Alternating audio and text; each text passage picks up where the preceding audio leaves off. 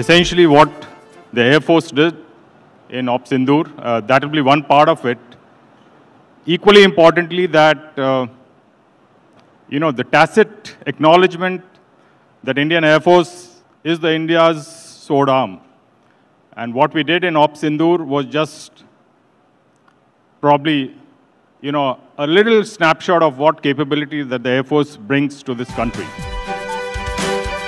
মাত্র কয়েকটা মিনিটে কয়েকটা মাত্র অস্ত্র দিয়ে পাকিস্তানকে একেবারে নাস্তানাবুদ চুরমার কুপোকাত করে দিয়েছিল ভারতীয় বিমান বাহিনী। ইন্ডিয়ান এয়ারফোর্স কয়েকটা মাত্র মিনিটে 50টার কম অস্ত্র ব্যবহার করে পাকিস্তানকে হাঁটু গেড়ে বসে যুদ্ধবিরতি অপারেশন সিন্দুর বন্ধ করতে, স্থগিত করতে ভারতকে যে অনুরোধ করেছিল পাকিস্তান, সেটাতে বাধ্য করেছিল।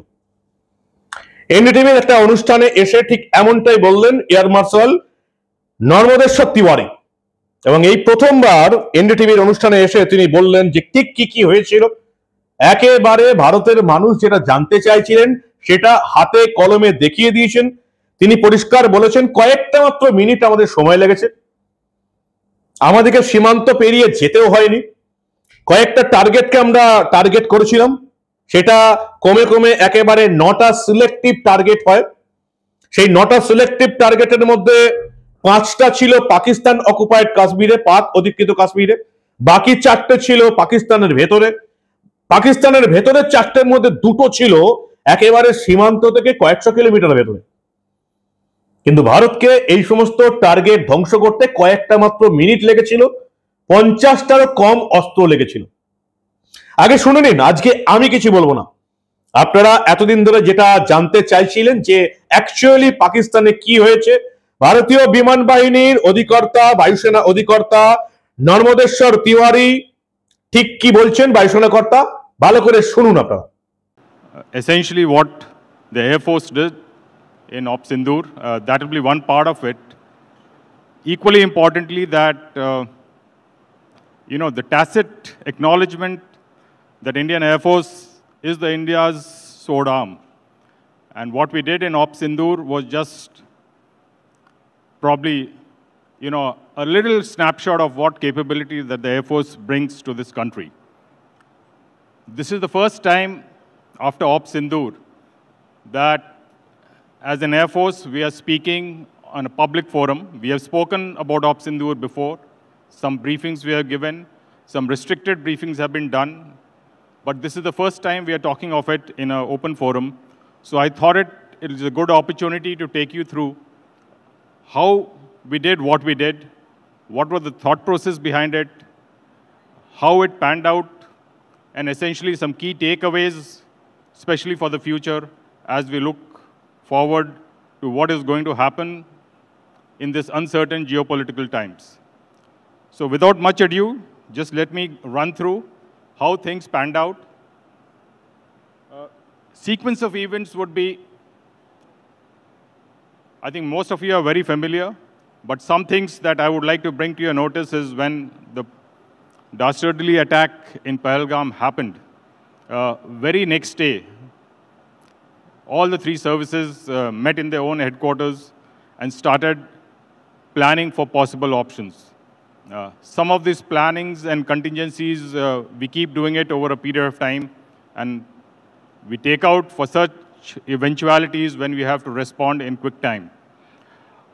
And on the operational options were presented to a high-level team on 24th of April, and all the possible options for all the three services were discussed. And essentially, we target shortlisted and tactical planning commenced around 29th of April, waiting for the political go-ahead. We had shortlisted targets. Only the date and time was to be decided, which was finally decided on 5th of May. And as you are well aware, that 6th and night and 7th early morning is when we struck the targets. The higher directions which were given to us was essentially threefold. One is, the punitive action needs to be visual and visible. So that was a very important aspect. And of course, the right messaging needs to be sent across because that was essential to prevent future occurrence of such kind of incidents and accidents. The other important aspect, which was, worked in favor of us, we have given complete operational freedom to plan any response to enemy actions. And that was a big positive because that shortened our decision cycles. And as you would see in the future, when things panned out, we were up to speed to events that were occurring in real time. And of course, as a matter of abundant caution, we did plan to cater for escalation into a full-fledged conventional operations. It is very easy to start a war, but not easy enough to end it. And that was an important consideration to keep in mind so that our forces were activated, they were deployed, and they were ready for any eventuality that would have come about. বায়ুসেনার অধিকর্তা বলছেন সরকার একেবারে পুরোপুরি আমাদের ছেড়ে দিয়েছিল।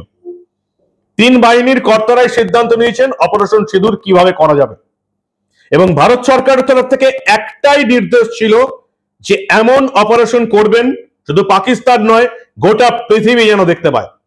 এবং আজকে এই বায়ুসেনার কর্তা এয়ার মার্শাল নর্মদেশ্বর তিওয়ারি পরিষ্কার বলছেন দিল্লি থেকে সাফ নির্দেশ ছিল ভারতীয় সেনার প্রত্যাঘাত যেন সকলের চোখে পড়ে, ভবিষ্যতে ভারতের উপর কোনো হামলা হলে এভাবেই জবাব দেওয়া হবে। এই যুদ্ধ আর বড় আকার নিলে তিন বাহিনীকে সম্পূর্ণভাবে প্রস্তুত থাকার নির্দেশ দেওয়া হয়েছিল। শত্রুপক্ষের যে কোনো হামলার জবাব দেওয়ার জন্য উচ্চ পর্যায় থেকে সম্পূর্ণ স্বাধীনতা দেওয়া হয়েছিল। সেই কারণে কঠিন পরিস্থিতিতেও সিদ্ধান্ত গ্রহণ করতে কোনো রকম সমস্যা হয়নি। আপনারা জানেন 22 এপ্রিল পেহেলগাঁওতে বেছে বেছে হিন্দু তীর্থযাত্রীদের মারার পরে জঙ্গি হামলা জবাবে 7ই মে পাকিস্তান এবং পাক অকুপাইড কাশ্মীরে ভারতের জঙ্গি ঘাঁটি, পাকিস্তানের যে জঙ্গি ঘাঁটিগুলো ছিল ভারত একেবারে ধ্বংস করে দিয়েছিল। 10ই মে পাকিস্তান যুদ্ধবিরতি চেয়েছিল ভারতের কাছে। ঠিক কি বলছেন এয়ার মার্শাল নর্মদেশ্বর তিওয়ারি, শুনুন ভালো করে। So from the list of options presented, we had a large number of target sets, and finally we boiled down to 9. Like it is given here, the 7 of them were given to the army. I think we are all very familiar with it. 2 of them, which were much deeper, was given to the Air Force, the LET headquarters at Modigovt and the Jaish-e-Mohammed headquarters at Bahawalpur. One was about 30 kilometers from the IB, other approximately about 100 kilometers away.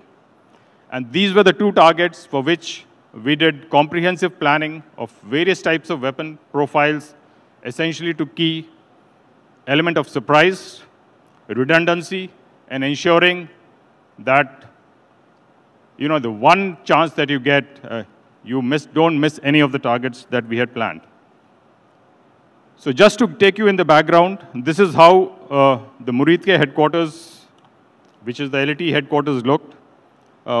We had essentially picked up 4 points in this based on intelligence and inputs, the administrative block and the markers, 2 of the main residential quarters of the leadership. And this was provided to us. And based on this, we had selected our weapons and, of course, the profiles. This is just one short video of the UAV, which we had launched to take. You can see already one bomb has struck, and the second one is striking right behind it. This is Modigovt, and the video was taken live while we were actually carrying out the operations. Some of the videos, this is the first time we are showing it in public. This is another video of one of the weapons which we used. It will be a little grainy initially, but as you come closer, you will see that very clearly the marker's roof. You can see now it is coming in visibility. And this is the weapon which went right at this point.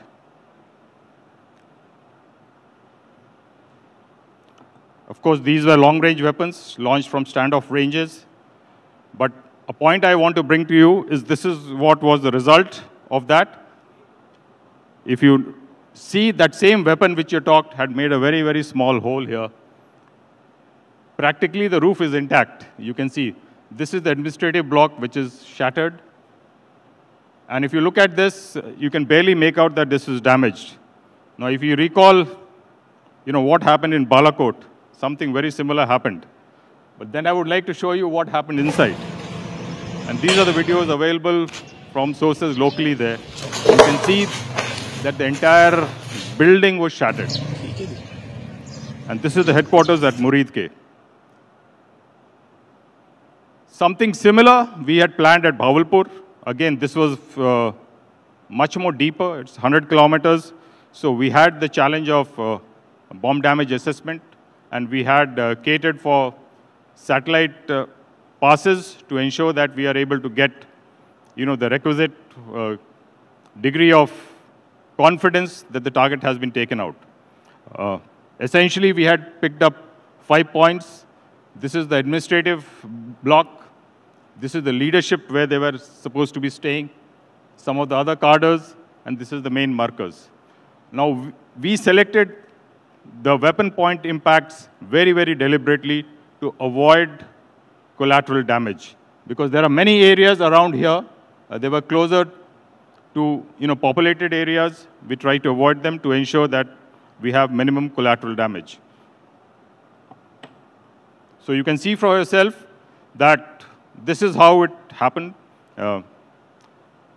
Some of the weapons that we benched, the building is totally damaged. And of course, this is the markers where we put in 2 bombs into the target. And both went through.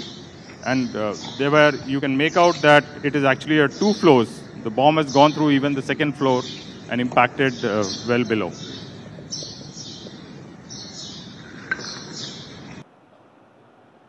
So now if people tell that Pakistan does not sponsor terrorism, I'm saying a picture speaks more than 1,000 words. And this is what it shows. You can see for yourself, all the leadership is available here for the funeral, which happened the next day, of led by a designated terrorist.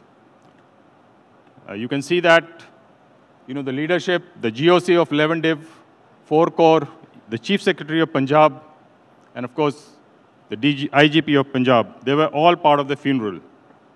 So we know, it goes without saying, that the state is as much sponsor of terrorism as anyone else, and therefore, you cannot differentiate between a terrorist activity and what the state sponsors. কয়েকটা মাত্র মিনিটে 50টার কম অস্ত্র ব্যবহার করে পাকিস্তানকে হাঁটু গেড়ে বসিয়ে দিয়েছিল ইন্ডিয়ান এয়ারফোর্স। এর বাইরে আর কিছু জানার আছে, এর বাইরে আর কিছু বলার আছে? কোন নেতার কথা শুনতে হবে না, কোন মন্ত্রীর কথা শুনতে হবে না। আমাদের বিমান বাহিনী ইন্ডিয়ান এয়ারফোর্স বলছে কয়েকটা মিনিটে 50টার কম অস্ত্র ব্যবহার করে পাকিস্তানকে কুপকাত করে দেওয়া হয়েছিল।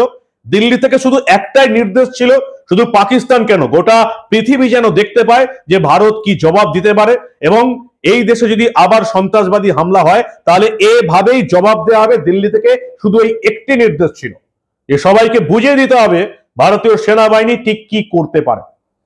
ইন্ডিয়ান এয়ারফোর্স যেটুকু বোঝা যাচ্ছে 10% নিজেদের ক্ষমতা দেখায়নি, তারও কম, সীমান্ত টপকায়নি, আর অস্ত্র 50টা অস্ত্রে পাকিস্তানকে পথে বসিয়ে দিয়েছে ভারতের বিমান বাহিনী। কি বলবেন আপনারা? এরপরেও এই দেশের বিরোধীরা দেশের সেনার কাছ থেকে কৈফিয়ত চায়, এরপরেও এই বিরোধীরা দেশের সরকারের কাছ থেকে কৈফিয়ত চায়। সরকারের বিরুদ্ধে সমালোচনা হবে, নেতা মন্ত্রীদের বিরুদ্ধে সমালোচনা হবে, কিন্তু ইন্ডিয়ান এয়ারফোর্সের অধিকর্তা কি বলছেন আপনারা প্রত্যেকেই শুনে নিলেন। এই হচ্ছে এখন ভারতীয় বিমান বাহিনীর শক্তিশালী অবস্থা। যে কোনো দেশকে একেবারে পথে বসিয়ে দিতে আমাদের সেনাবাহিনীর মাত্র কয়েকটা মিনিট লাগবে। তাই দেশের সেনাবাহিনীর উপর বিশ্বাস রাখুন, তারা যেটা বলছে সেটাতেই বিশ্বাস করতে শিখুন। বিরোধীরা কি বললো না বললো তাতে কিচ্ছু এসে যায় না। কি বলবেন আপনারা? শুনলেন তো সবটাই। আপনাদের মূল্যবান এবং গুরুত্বপূর্ণ মতামত জানান দা নিউজ বাংলার কমেন্ট সেকশনে। দেখতে থাকুন দা নিউজ বাংলা। আমরা আবার ভারতবর্ষের এই ধরনের ঘটনাগুলো চেপে রাখতে দেব না।